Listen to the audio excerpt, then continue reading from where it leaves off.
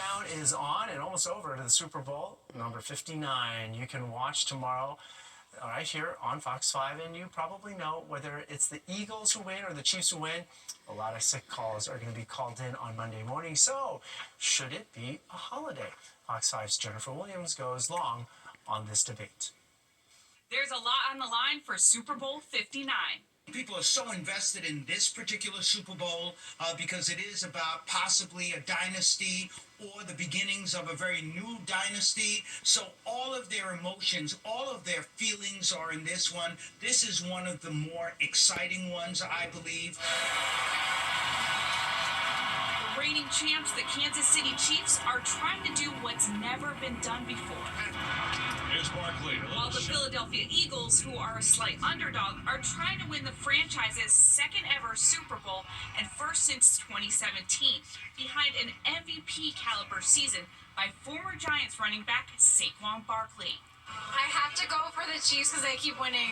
The Buffalo Bills, but they're not in it, so I'll have to go with the Eagles. Treadwell Park on the Upper East Side will host a watch party for the big game, and one thing everyone can agree on is the Super Bowl is America's biggest sporting event, bringing together millions for a night of football, food, and fun.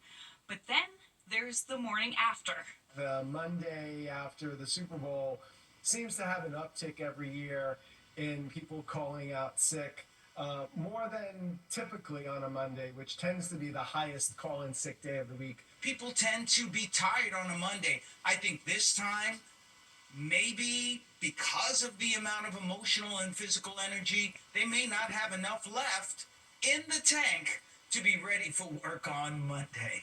The numbers are staggering. According to a 2024 survey from UKG Workforce Institute, 16 million Americans plan to call in sick, while another 45 million admit they'll be less productive. I think that's crazy.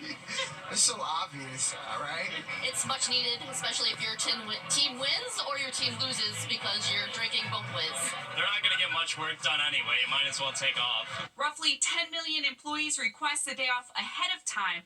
Now lawmakers in Tennessee are proposing a bill to make Super Bowl Monday an official holiday, and it's gaining traction. That might be one of the dumbest ideas I've heard about workplace holidays. Just make it a national holiday. Don't make people think about it. It should be whatever state goes to the Super Bowl, you let your governor call it. It should definitely become a national holiday, regardless of which teams are in it. It's safe to say Super Bowl Monday has already become America's unofficial holiday. But for now, don't forget to set that alarm. And New York football fans, you have no excuse. Well, maybe not Giants fans. In the newsroom, Jennifer Williams, Fox 5 News. And all root for Saquon. Anyways, as a reminder, Fox 5 is your home for Super Bowl 59. Kickoff is tomorrow at 6:30 with pregame coverage hosted by our very own Kurt Menefee. That starts at 1 p.m. Novels are flying off the shelves. A new book is blowing up on social media. We are reading between the lines to find out why bookworms are hyped about Onyx Storm. One of the questions undoubtedly being asked around town tonight, do we stay in or do we go out? The snow and rain still coming down. Audrey Puente is here with a forecast. Hi, Audrey. Yeah, we can see it right here on the radar. We still have a lot of wet weather across the region and some icy weather, too. I'll have the details on when it will end when the 10 o'clock news continues.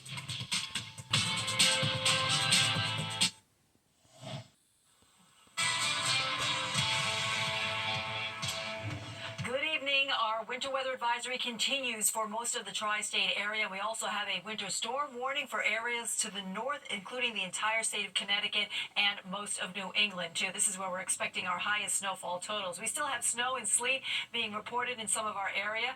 30 degrees is the current reading in Central Park. It's 31 at LaGuardia and 35 now in Atlantic City. So we're tracking snow that is now moving off to the east here. The steadiest snowfall appears to be across areas east of the Hudson River, moving across the entire state of Connecticut and out across the east end of Long Island, too. We see a bit of an icy mix, though, in areas south of the city, also clipping portions of the city like Staten Island into Brooklyn, parts of Queens and Manhattan, too. And it's really across portions of New Jersey where we're seeing the icy weather right now. So steady snowfall being found in the Hudson Valley. You can see in the darker shaded tones where we're seeing the more moderate snowfall. It's all moving eastward here, so we'll shortly see it come to an end. Same thing down towards the city and northeastern portions of New Jersey. We have that icy mix, though, slowly creeping its way northward here, fighting off with that colder air to the north. But it's really icy across most of New Jersey. A lot of this was filled in the last hour, but it now seems to be falling apart as everything is shifting off to the east here. We still have snow being reported, though, out towards Suffolk County. You're still adding to the 2 to 3 inches that have already been reported, and it's a bit icy on the south shore there. Lots of snow being found coming out of the Great Lakes, moving across most of the state of New York, heading over towards New England, where they're going to see upwards of 8 to 12 inches before it's all said and done. But because we've had that warmer air coming in and we have a little bit of mixing with this system, our snowfall totals will be a lot less than what they're expecting in New England, of course.